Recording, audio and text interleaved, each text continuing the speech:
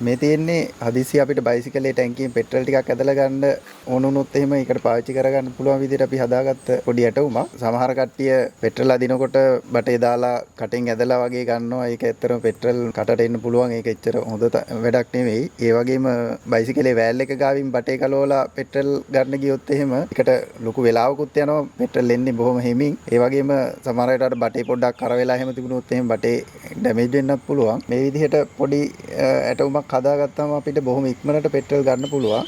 මේකෙදි මේ රබර් බටේ දාන සිදුර බටේට වඩා තරමක් පොඩියට විදගත්තා නම් හොඳට මෙතන ෂීට් එකෙන් විද ගන්න පුළුවන් මේ විදිහට. අපි බලමු මේකෙන් කොහොමද පෙට්‍රල් අපි ඇදගන්නේ කියලා.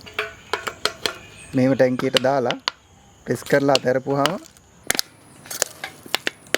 පෙට්‍රල් එනවා.